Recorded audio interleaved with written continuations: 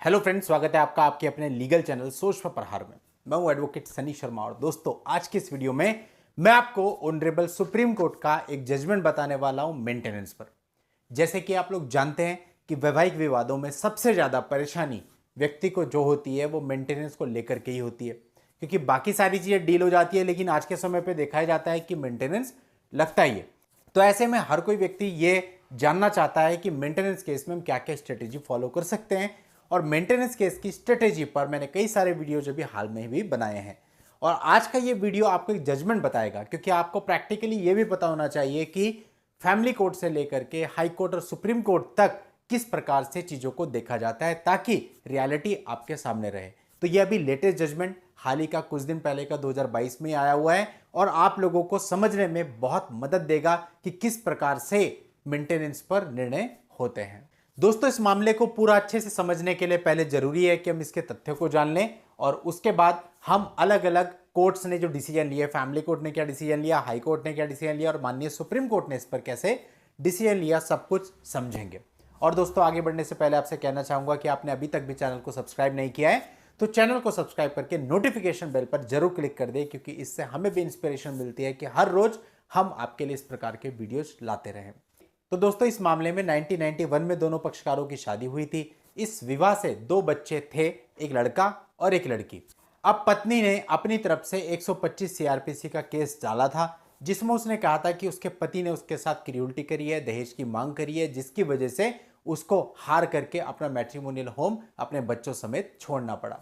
अब पति ने इस पिटीशन का रिप्लाई फाइल किया, अपने ऊपर लगे हुए सारे एलिगेशन को डिनाई किया, अपने विवाह को एडमिट किया और अपने विवाह से उत्पन्न बेटी को भी एडमिट किया, लेकिन बेटे को एक्सेप्ट नहीं किया। उसका यह कहना था कि बेटा उसका बायोलॉजिकल सन नहीं है। अब इस मामले में 40,000 पर मंथ इंटरिम मेंटेनेंस का ऑर्डर हो गया। अब जो बेटी थी, बेटी की एज 18 वर्ष कंप्लीट हो चुकी थी, तो बेटी के फेवर में किसी भी प्रकार का मेंटेनेंस का ऑर्डर नहीं हुआ। अब इंटरिम मेंटेनेंस के बाद जब ट्रायल चला तो सारी चीजें कोर्ट के सामने आई, सारे साक्ष्य कोर्ट के सामने आए, सबका विटनेस किया गया। तो सारे मामले में जो भी चीजें निकल करके आई, हम उसमें नहीं जा रहे हैं, हम रिजल्ट पे आते हैं। तो कोर्ट ने यह माना कि जो वाइफ है वो किसी प्रकार के मेंटेनेंस की अधिकारी नहीं है, यानी फैमिली कोर्ट ने वाइफ का मेंटेनेंस डिसमिस कर दिया। बेटी का मेंटेनेंस इस आधार पर डिसमिस कर दिया कि वो 18 साल की एज प्राप्त कर चुकी है। केवल बेटे के लिए 6,000 रुपए पर मंथ मेंटेनेंस का ऑर्डर किया गया।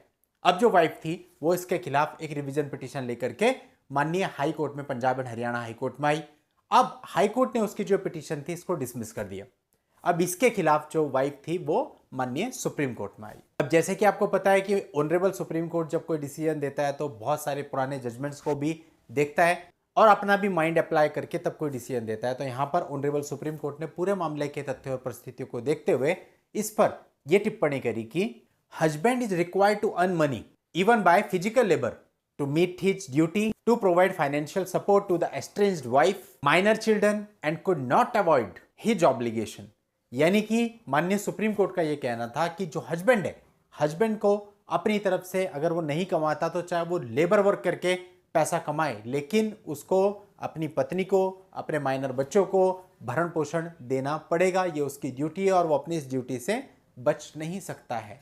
और यहां पर माननीय सुप्रीम कोर्ट ने फिर से मेंटेनेंस अप्लाई कर दिया वाइफ का और बेटे का। तो इस प्रकार से दोस्तों देखिए कितनी लंबी लड़ाई चली और फैमिली कोर्ट से लेकर सुप्रीम कोर्ट तक जाना पड़ा, लेकिन बाद में सुप्रीम कोर्ट ने माना कि भाई मेंटेनेंस देना पड़ेगा उसको। वो अगर ये कह देता है कि वो बेरोजगार है, उसके पास पैसा नहीं है, उसका बिजनेस बंद हो चुका है, तो इस चीज से उसको राहत नहीं मिल सकती कि वो मेंटेनेंस ना दे, वो अपना मेंटेनेंस से बचाव नहीं कर सकता। तो दोस्तों बहुत इंपॉर्टेंट निर्णय है और आप लोगों के लिए इस निर्णय का लिंक आपको इस वीडियो के नीचे डिस्क्रिप्शन में मिल जाएगा। वहां जाके आप इस पूरे मामले को पढ़ सकते हैं और समझ सकते हैं।